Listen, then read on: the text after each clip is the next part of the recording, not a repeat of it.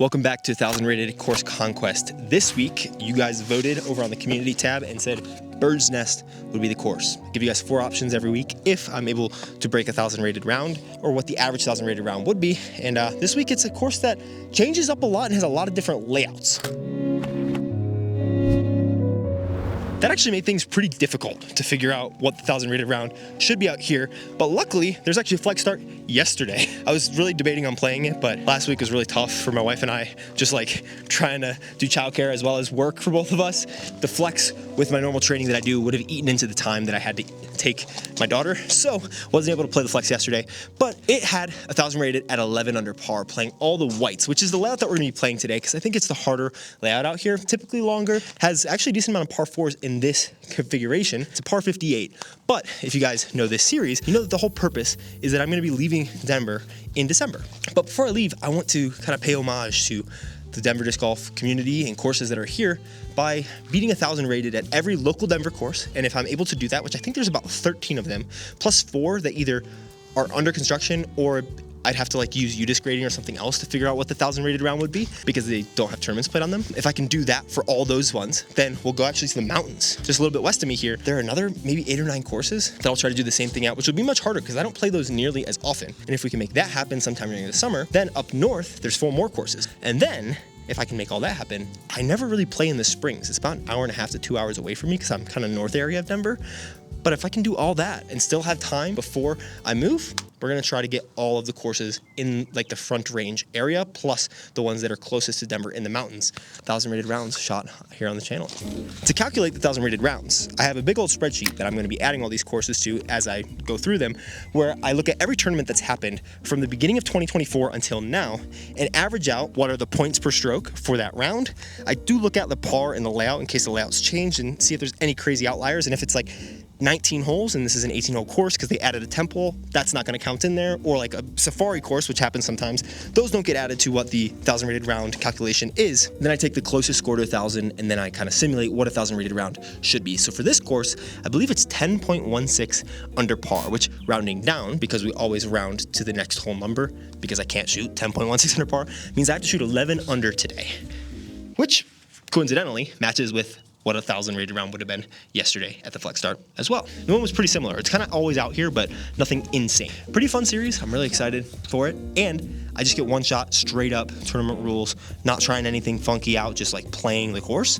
And if I can't beat it, that means I have to come back next week as well, which I'm hoping to not have to do because next week I'll be in Kansas and we might take a vacation in the series and play Blackhoof. Because I don't think my $1,000 monthly match series is going to happen at Blackhoof. Maybe Waterworks instead, or another cool local course that's got some history. But I want to see if I can break 1000 rated at Blackhoof when I go down there, which hopefully means I break par. That course is a beast, designed by Eric McCabe, and this has been enough yapping, and it's time to get onto the course. Hole 1, 460. Not a lot of mistakes I can make, but there are a couple of slightly eagleable par 4s. We'll see if we got it today. Hole 1, all white top baskets, all the Innova disc catchers, none of the Mach 3s, but this course is kind of nice because there are 2 baskets at every hole. There are some long shots on this course, which is good because I'm uncomfortable throwing hard even after my tournament. So today that might need it out of me, hoping to be able to kind of do it trial by fire and successfully throw hard instead of not having it figured out. But that hole ranges to 476 with a leftward finish, so big old hyzer, even though we got some headwind. And I'm gonna play the layout that they played yesterday, according to BDJ. Also, shout out Matt Bolin for actually coming out and shooting the 1000 rated round yesterday. He won it at 11 under par. Don't want it to get past flat because I think it can drift, but come on.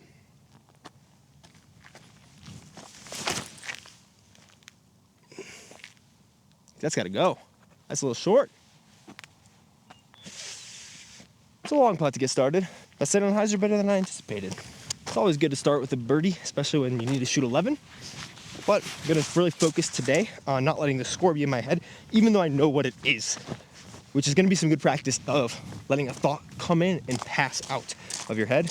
I just don't have to like attach to it, which is something that's very easy to do, especially because it feels important. Like, oh, I know I have to shoot 11, and that is an important number, but I don't have to be focused on it. All I need to do is be present, and if I can be present with all my shots, I will shoot 11 under par. And if I'm not present with all my shots and I'm focused on the scoring or mistakes that I've made that are keeping me from getting to that score, that's where trouble kind of comes. So I'm hoping to not have to worry about that much today And even though I didn't throw the best shot to get started, there's still an opportunity for birdie. Wow, there's a lot more headwind down here than I expected, which makes sense why that disc would have been so short. I also typically don't wear like a shirt like this. Ooh, there's like cactus in my finger. Like this overlayer. It's like a touch big. I do think it's something I'll have to wear probably in Kansas because it's gonna get windy and not be the warmest. So I'm gonna practice with it on today. And I know I can still make the shots happen, it's just less comfortable. So little left to right, can step it if I want to. Basket's looking big today.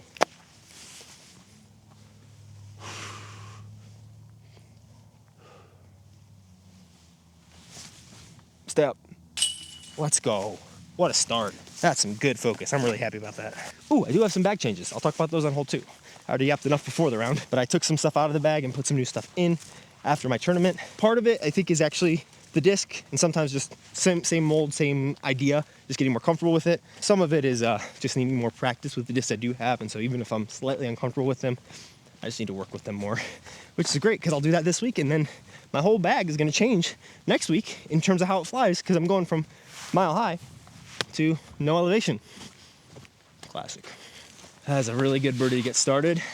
And I like that these rounds do have some simulated pressure for me, which is really good practice because last year on tour, I was throwing the disc all right, and I have better ability to throw now, but I actually feel like I'm slightly worse. But now that I think about that, I don't really feel like there's shots I'm that much less comfortable with. I just don't know my bag as well as I did last year when I was on tour because it was kind of middle of the season.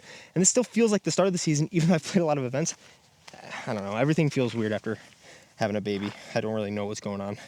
But I just could not putt last year on tour. Like my last round of, if you guys watched my final round of the Portland Open, I was the third round because there's a cut after 3 rounds. And I think I needed like 7 or 8 strokes on top of what I ended up scoring through 3 rounds to make the cut. And I think I missed 9 putts within 40 feet in the final round. You can go and watch that. That round is mostly out there for you guys. It's on my channel. You can find it if you want to. I'm not going to link to it. I'm embarrassed by it a little bit. But that being said, my putting feels much better now. And it's been something I've been working on. I really like the PA3s. And something like that gives me a lot of confidence going into like a course where under par is really good. And if you can get some sort of looks and then make some putts like that, it's going to be a big deal. This one, 274, up and to the left. We're going chicane. Overstable stuff, not crazy comfy with, but I was thinking I needed to put like an A2 or something in here, and I did some field work yesterday, which is going to be on my like training vlogs. I thought that I needed like an A2 or something, but I just need more comfortability with a disc like this. So I thought I just needed more beef. Maybe like an overstable 5-speed would be helpful, but this is pretty much all I need here. Little right to left, so throw it flat to the gap, let it finish. Wow. Oh man. For some reason I felt like I was going to shank that, and I don't know why. But then I did. That's the worst shot in the series, I think. I was literally just over-rotating a little bit.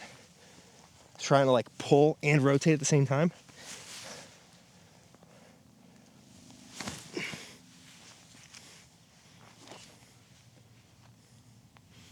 That was pretty good.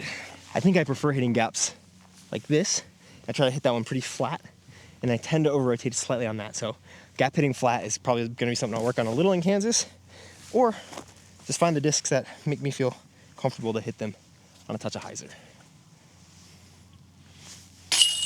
But a par is not bad here. Alrighty, up the hill to the left. Pretty big shot here. We do have kind of a helping wind though. It's a right to left wind. Getting 410-ish to the basket from right there. It's probably about a 400-foot uphill hyzer. Pretty big pull. I think I'm pretty uncomfortable throwing this disc backhand. I don't know what it is. It's very good on my forehand. Drivers are still pretty uncomfortable for me, so there'll be a lot of field work for that when I get to Kansas, because I'm going to throw a lot of driver shots on Bad Rock Creek. So this one, I think, with this wind, throw it pretty flat. Not a lot of hyzer because the wind's going to take it. And sometimes I think these drivers are like way more understable than they are, because if I throw them like this, they'll hold it. And then I throw them on a hyzer, expecting them to flip over. But especially in Denver, there's a big difference when you get an elevation. Something can hold and hyzer, but not flip. Whereas I feel like at sea level, it's more common that like if a disc flips from here to here, you could expect to throw it from here and get it to there. Whereas here, if you can throw a disc here and get it to there, it's not the same as it's gonna flip from here to here. It's a weird thing, flipping versus holding turn. I don't quite understand it at all. If that makes sense and is true, someone please explain in the comments, because I feel like I'm talking out of my butt, but it's my experience that has told me that that's true. But it very much could not be. A little too much hyzer. It's gotta go. Yeah, that's short. Again, I just am not comfortable throwing hard at all. And like, what am I afraid of? I really don't know. But everything just defaults to like 80, 85%. And I never, like hole one should have been a hard shot. That should have been a hard shot. And they were both like slightly toned down-ish. I don't know why I do that. Good news is there are some kind of let it loose par fours out here that I can really try to focus that on. It could just genuinely be a mechanics thing where my body is more able to throw than my mechanics let it, which is what I'm working on, and that's what I hope. But I wouldn't want that to be the case because I want to be able to throw well today. Still got a long putt, still makeable. All right, I just set you guys up way over here. Yikes, yikes, yikes, yikes. Yep.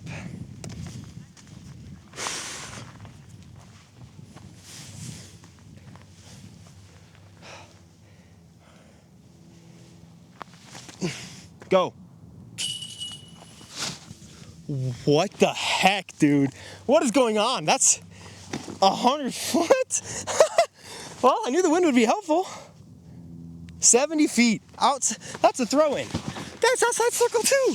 The two bad throws of the day. I guess the game was pretty. Wow. You know, I just realized something that's.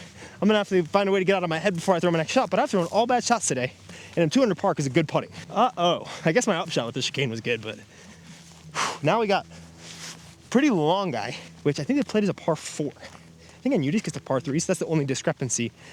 But the other times it's been played in tournaments, I think they played from the short pad. Here they played from the long. And it's like 580 maybe down the hill.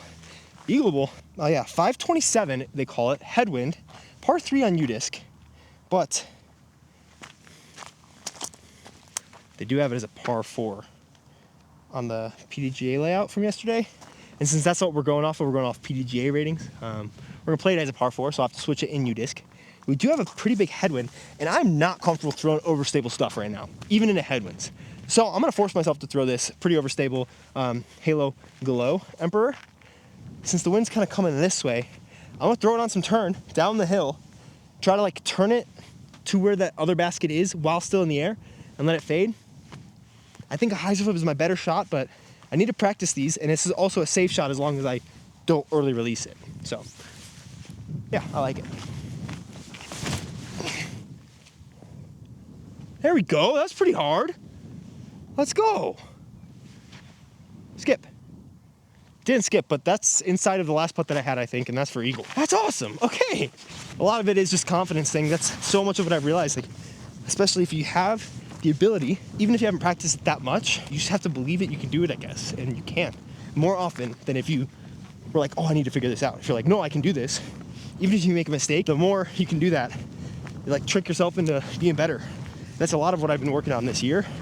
And so far, anecdotally, it's worked, but also like sports psychology-wise, that's what everyone says works. So, little anecdote, big science. Eagle putt. Let's go. Pretty for sure headwind. I think because it's a headwind, I'm just gonna try to spin it and loft it in instead of really going after it. Would be good to practice, but now's not the time to practice something that could just ramp over everything.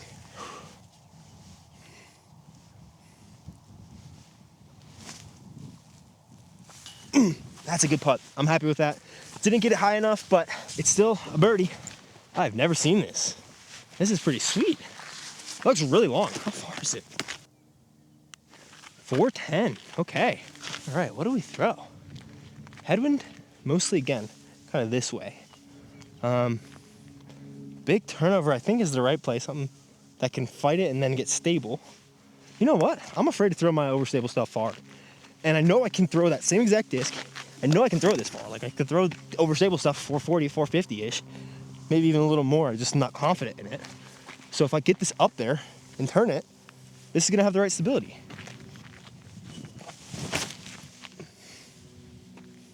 I don't know why I don't trust myself. That's so good. Well, that's rude. Oh, it's so rude. That was going to be so good. Still looking at it, and that shot came out of my hand exactly how I wanted. So, confidence is being built. Let's go. Well, I think it was going to be real close if it didn't nip that tree. As it stands, still a great shot. Sometimes something being in the circle adds a little pressure to me because I know I should make it.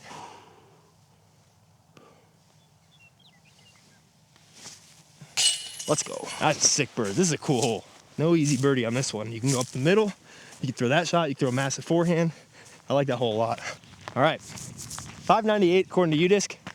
Big old headwind, same wind that we did coming down the hill on that other par 4. Par 4?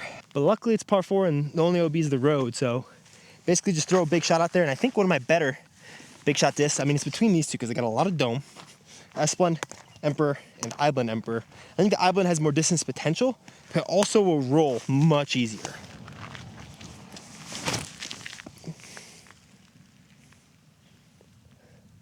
Okay, it's not getting taken as much as I thought. That's gonna be really nice in, wow, that was very controlled power. That's tough. I think I could have maybe thrown it harder, but that's such a good golf line that went 450 feet. It's like, why would I want anything else? And I think that's part of the thing that I'm struggling with in my head right now, because I'm working on getting more efficient mechanics, which more power will come, and so I'm working on getting those things. But with how far I threw last year, which is consistently 30 to 50 feet shorter than I throw now, like very comfortable. I was like, not competing on these Pro Tour courses, but I wasn't like far away. It was more just I need to be consistent and I need to make putts.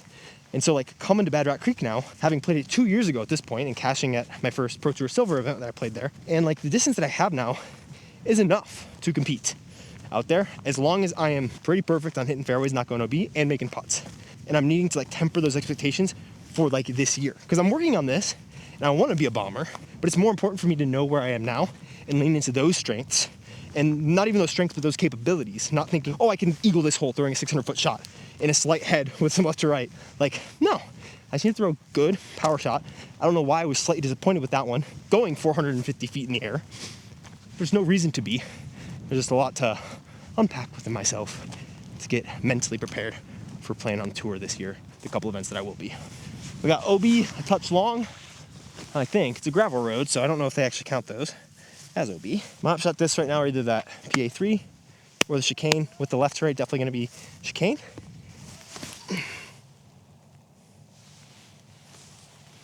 Maybe I should arrange that. My depth perception might be a little off. I think it's in the circle, but I thought I threw it to be parked, but it looked like it came up pretty short. I actually don't know if this is that or not. It's probably just inside.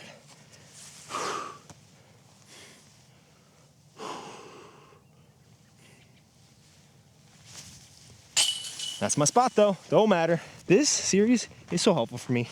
I don't even know if it's gonna be popular overall, but like, this might be my favorite series I do literally the entire year. Over the $1,000 series and whatnot, just like, I feel like I'm getting such good practice and reps. And this actually might be the perfect Sphinx hole. Right to left, slight tail. I think so, because the Sphinx, the new one, 2025, they dropped, shout out. It's not like crazy flip. It's more like a -2 disc, -2-1. So if I throw it out wide, since it's pretty glidey, the wind's gonna take it, but it's not gonna flip into it. There's a lot of wind though. I do need to learn this disc. It's 425 feet. I think I like it. Could be a stable driver, but I also need to learn this going into the wind, so. Oh, that's so low, dude. What a skip though. I just skipped up to 60 feet. Oh man, I was trying to keep it under the wind, and then my line is straight through those briars. So I actually like the shot, just wasn't good for this hole. Can I be completely honest with you? Whenever there's a disc that like has my name or something on it, and like, of course I want people to buy it, but more so it's just like it's cool that it's out there, I always feel extra pressure to throw it. Like if I just had that same disc, but it had someone else's name on it, I feel like I would on average throw it better, which is something in my head that I know I have to get over. And it's a pretty unfortunate thing, but I've noticed that whenever I'm promoting discs, I don't know if it's like slight shamefulness and salesmanship, which I don't even feel that much, but like, of course I want people to buy it and I want to throw it well, but then I don't do that, stuff like that, like way more often than normal throws. Maybe it just seems that way, but that being said, this is luckily one that we can pitch up and tap in a par if it's not down here too far, but we might even still be able to give it a bid. Because the Sphinx just wants to go, even when you hit something and you throw it super low. Bars. Just like that, perfect.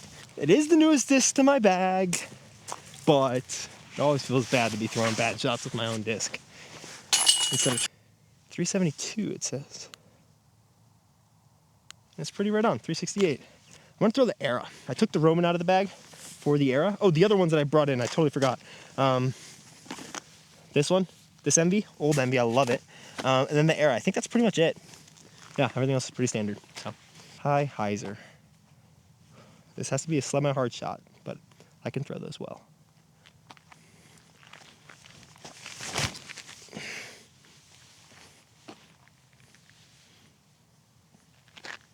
I think it's good. It might be short. That was a lot of spike hyzer. I think I'm still probably in the circle, if not edge of, and my putting's felt good today.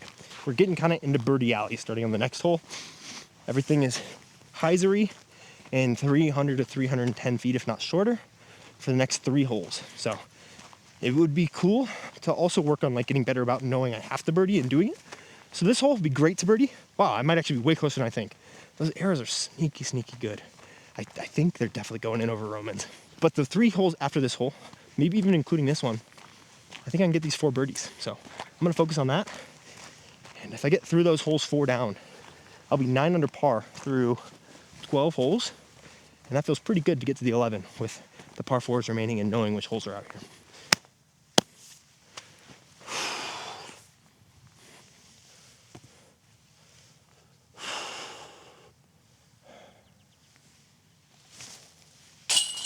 Yep, feels good, man. There's like, these last couple putts, there's been literally no doubt that I'm gonna miss it, which is not a feeling I've had on the putting green before.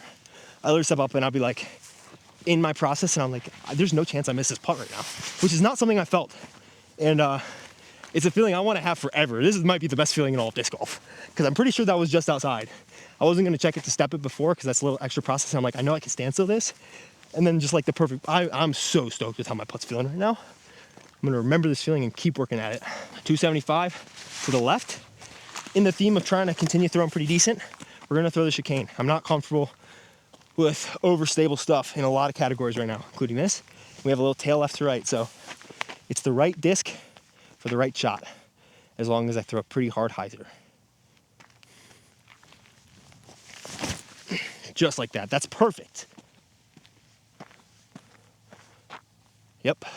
Okay, a little skippy, it's a little glidey. Felt good though, and I'm making putts. Good to know I can throw that thing a little wider. Gotta remember, the circle doesn't start at the basket and go this way. It starts 33 feet to the left of the basket.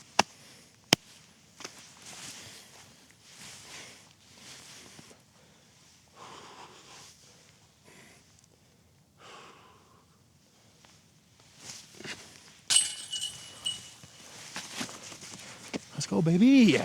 All right. Similar to the last in terms of what I can do. I think I'm actually gonna throw the same shot. It's a little more left to or right to left wind now, and a touch more headwind, but the wind seems to be pretty calm in this bottom section of the course here. 271. So I think I'm in a hard hyzer with this. I mean, maybe even only like an 80% hyzer still gets there. Just throw kind of over that tree, let it fade in.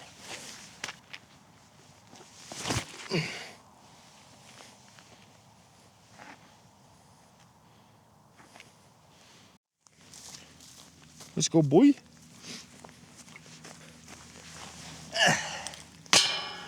Hey, big shout out Dane. If you're watching this, give us a comment. But he just said, hey, on the last hole. This one I haven't seen the position of either. It's in a farther position than I've seen before. I'm gonna guess 314. No, 327. Well, looks like it was definitely the right shot, just a little hosed by the result.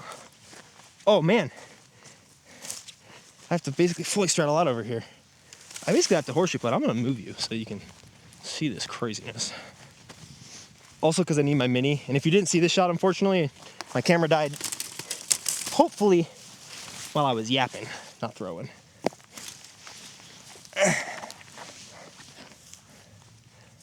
I actually I can swing back a little, got a little swing.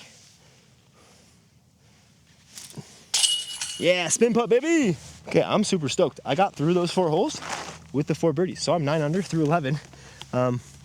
Really loving how my play is going, and this hole is pretty sweet. Difficult one.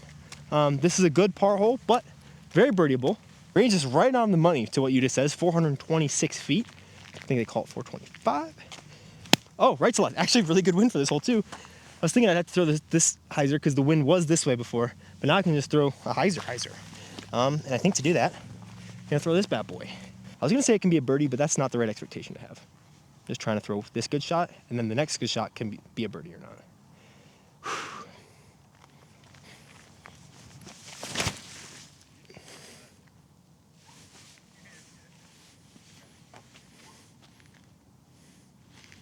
That's pretty good. Should be in the circle, maybe a touch short. This is where 100% circle one starts to get in my head with these slight testers. There was a little bit of headwind as well on that right to left. That can come in my head and it can go. Oh, I'm 100% circle one. Great. Let's try to keep it up. And to do that, I can't focus on it. Gotta focus on my spot.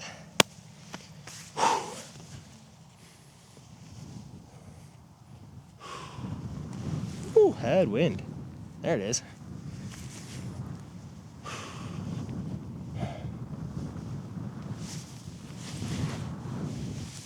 Dang. Oh, that headwind, that got in my head a bit. Wow. 2 circle one misses in a row.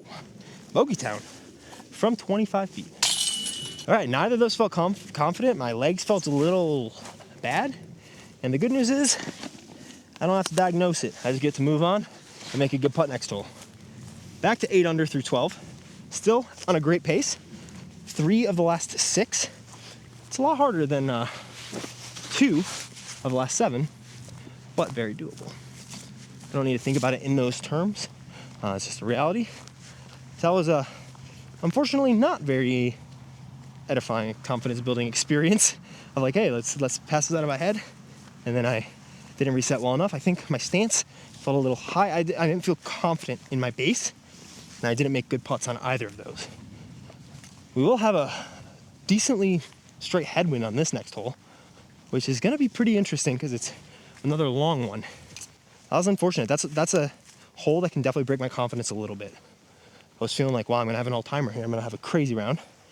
And the good news is I can still have a 14 if I birdie out. I don't need that. There's still eagle potential on 17. These are just kind of all the things racing through my mind right now. None of which are like crazy helpful. I just need to focus on this next shot. So I think to reset, I want to teach my body like how to reset with like a physical cue. I think part of that's going to be taking a nice deep breath and a big sip of water.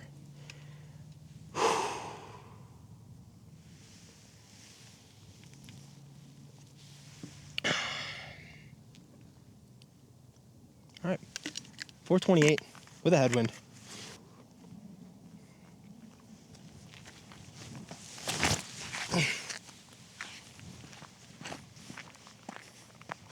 Big skip. You have very little skips out here. It's easy to step up and think about the misses. I just need to step up thinking I'm the best. I got this. I make these putts like it's nothing.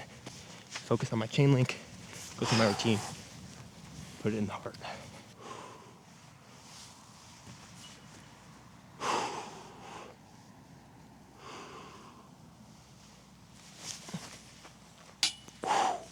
I like that. I like it.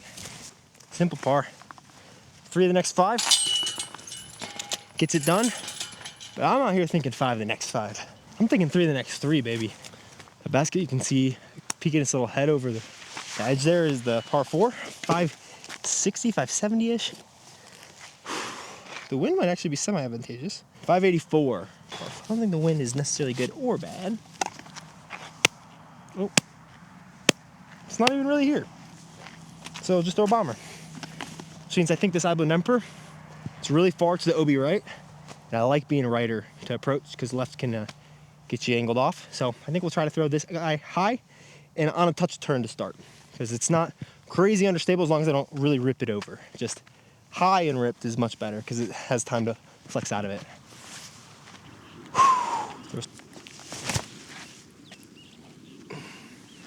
If it comes out, that's so good. Yeah, I basically threw it to that other tee pad, which we just threw from, which means that we're gonna have a nice, easy up shot around the corner with the chicane. Yeah, it's 570 to that tree, so that probably, we'll see how close it got to that tree, but I'm gonna guess that was a 530, 540 foot shot. Yeah, pretty solid, about 45 to the tree, just a touch outside the circle. This is also not as good of a position as I thought. I needed to aim it a little lefter, because now I have to choose a direction around this tree. Huh. You go kind of under these branches. It's a little technical. I think that's the best shot though.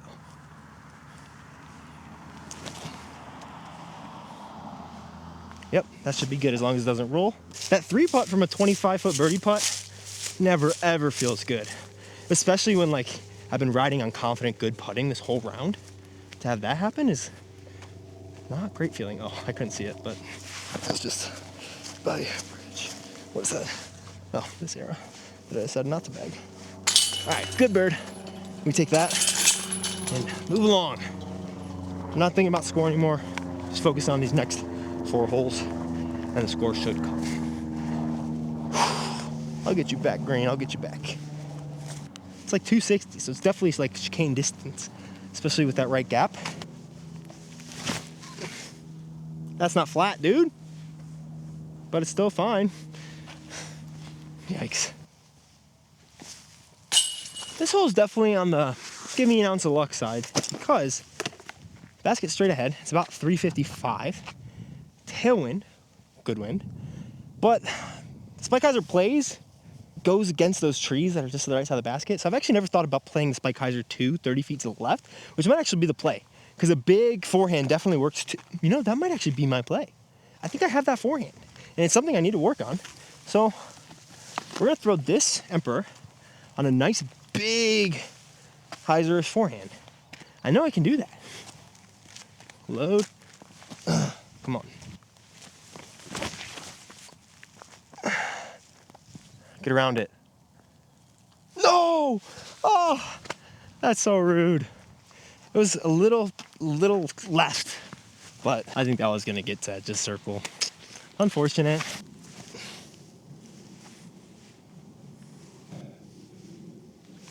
I'm just padding my circle and X stats there by making an 18-footer instead of an 8-footer, because anything inside of 11 feet or 3 meters doesn't count for C1X. 465 on the T sign, par 4 up the hill. I've never eagled this one. Today is the day. Yep, I'm getting 478 from here, so probably right about 465, 470 from the front of the tee pad. How's our wind looking? I just need a birdie. A little right to lefty, but it's uphill too. So I think my Iblin has the most glide out of all these guys. They put a little something extra in these. Similar shot that we threw actually on that hole going down the hill is gonna have the opportunity to stable out at the end, unlike what happened. The wind could beat against it, but I think this is the right shot. Just be smooth, throw committed, don't throw hard. Well, committed and hard, but don't focus on the hard. Focus on commitment.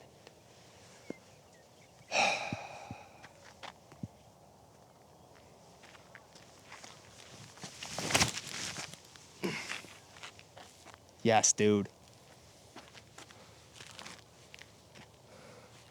Oh, no skip, but that is up there. That was a great shot. I'm really happy with that. One of my better shots on this hole.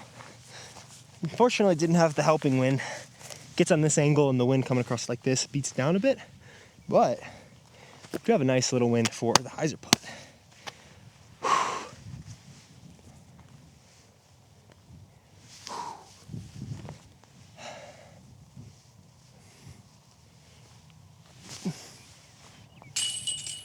Finally got it, baby. I finally got it. Let's go. Come on. It's taking long enough, eh? Good wind. Throw up there flat. I'm really learning these putters. 12 under par going into the final. Let's get to 13. And what would that be, like 10:30-ish? I know it's about 12 points a stroke. And based on my new formula, I've like averaged what the average points per stroke is.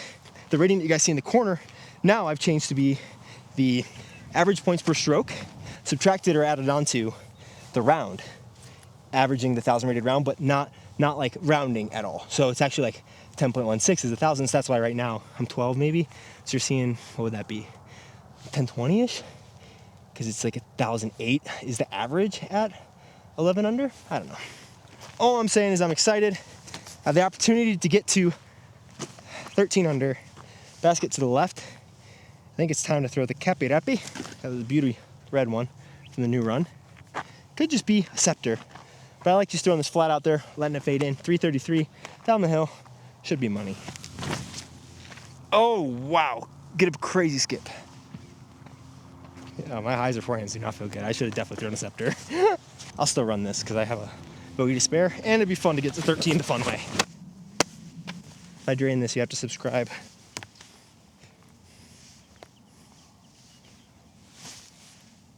Swing. Oh, dude, I thought I drained that. Let's go. 12 under, 10, 10, 10, 20-ish, somewhere in there. On average. Of course, it's not rated. It doesn't quite count, but another one got done. That means that next week, Course Conquest is likely going to be at Black Hoof. Cannot wait. That is going to be so sick. Let's take a look at the stats while I go look for one of my tripod feet because I lost it on the course.